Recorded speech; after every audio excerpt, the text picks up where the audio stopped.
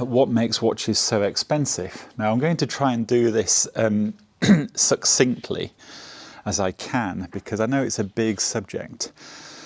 First of all, one of the main reasons that makes watches expensive, well, the main reason that a watch is expensive is because of you and I, the consumer, the person that wants to buy these damn things. That is what makes a watch expensive. Now, the reason for expense is really two things. So the context is really expensive watches and luxury watches.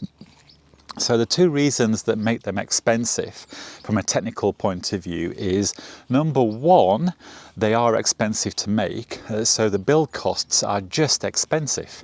It costs a lot of money to make the movement, to make the case, assembly, which these high-end brands, there is a lot of human activity. Although some of the high-end brands do use automated machinery, but this is still very high-end stuff. So the bill of materials is one thing that makes an expensive watch expensive, and that's purely technical. It's not because there's a bad person trying to make your life difficult.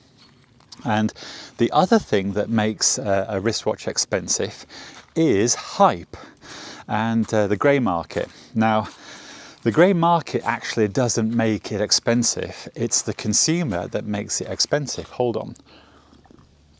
It's because we have demand for these expensive things. That's what makes it expensive.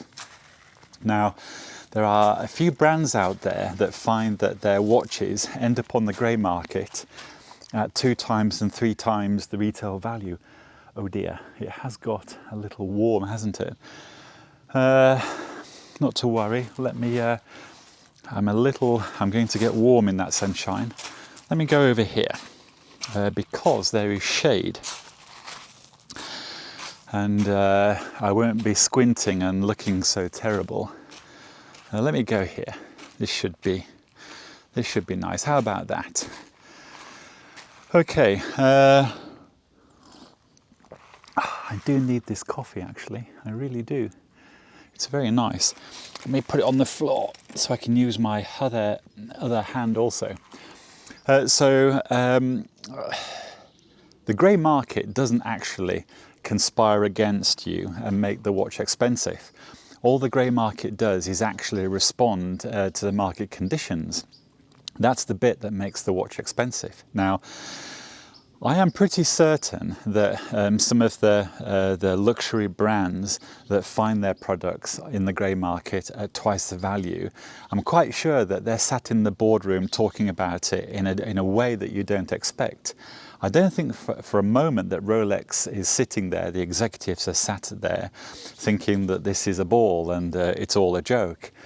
They're probably very concerned that their pieces are on the grey market at 2 times and 3 times, because it means that there's a bubble. It means that something's going on, and even though on the face of it, it seems that it might be a good thing, it could be a really bad thing, especially when the bubble bursts, because a company might see growth for a year or two, and it might respond to that bubble, it might respond to that demand and gear up, employ more people, or create new product. But the millisecond that the marketplace says, no, I don't want that anymore, I want the new thing, all that investment in scale up can bankrupt a company. As quickly as you go up in business, you can fall down. It happens all the time. So believe me, when a watch brand finds that a piece is on the grey market at 2 and 3 times, it probably isn't as happy about that as you realise. What every business is much happier with is a growth curve being more, the vector being smoother and more gradual, not like this. So let me recap.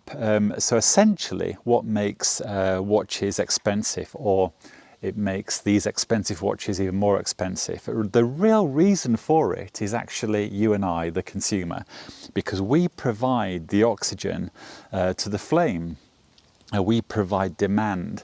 and demand will technically have an automatic response to the marketplace. It will simply make things more expensive.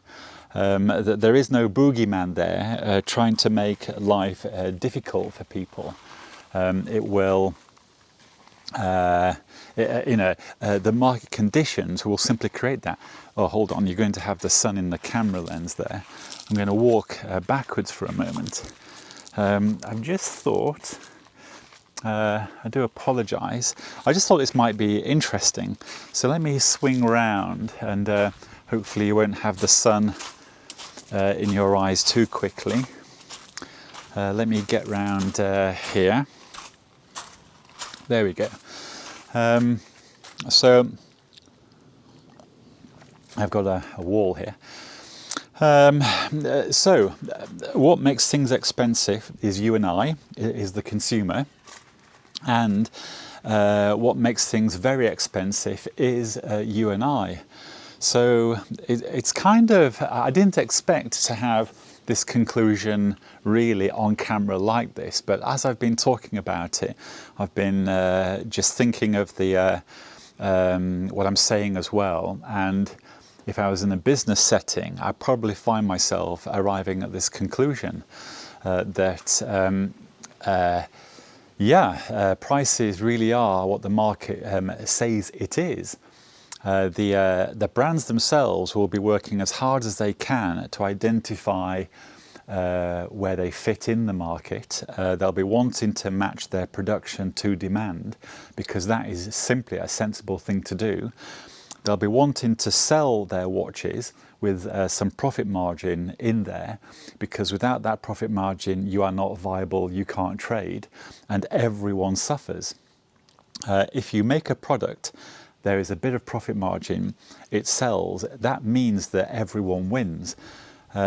These luxury brands, they don't actually set out to 3 times and 4 times the value of a thing, because they know that the ratios are too big. They know that the differential or the profit margin in that product is too high. I am pretty sure that Rolex is not that pleased with some of their pieces being 3 times on the grey market the moment they release them. I'm sure that they're happy that on the grey market it's at retail or just above retail, but when it goes 2 and 3 times, it probably presents more of an issue rather than a positive, believe it or not.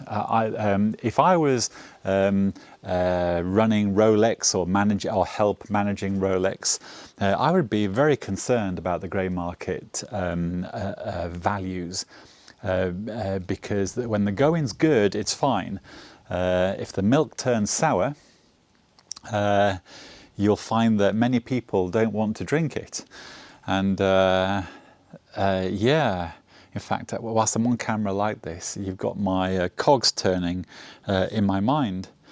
So, of course, there are cheaper watches that the manufacturer will make many more of them. And once again, that manufacturer is simply making a product to market demand. Once again, no one's trying to get one over on anyone. No one's trying to perform a cash cow. Even Richard Mille, they won't be trying to make money as such. They will be trying to make a product to the marketplace and the demand.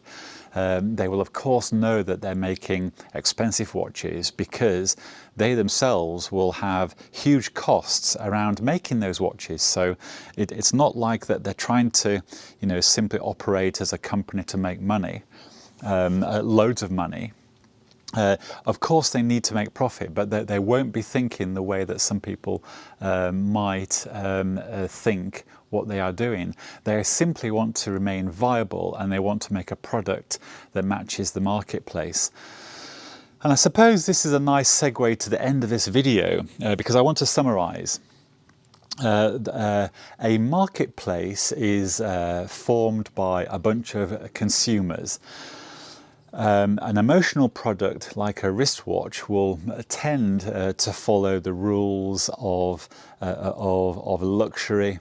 You don't really need the thing, but it's nice to have the thing, which means that it becomes a very emotional purchase. So branding is very important, the packaging is important, what the brand looks like is important, and how you talk to customers is very important. And all those variables will be met by the individual, who will make an individual choice at a point in time to purchase that thing. That determines its value perceived by the customer in context. So you have some more affordable watches, you have the middle ground, which will be the hardest to operate in. And I would have thought that the middle ground is anything between about $1,000 and $5,000. That will be one heck of a competitive, tough marketplace to be in, because the profit margins will be low. And then you've got the next region, probably between $5,000 and $10,000. That's expensive, and that will be competitive as well. And then you've got everything else above $10,000, which is high luxury really. And the Richard Mille items, Patek Philippe, that hit the six figures very quickly. That really is a very special high-end marketplace.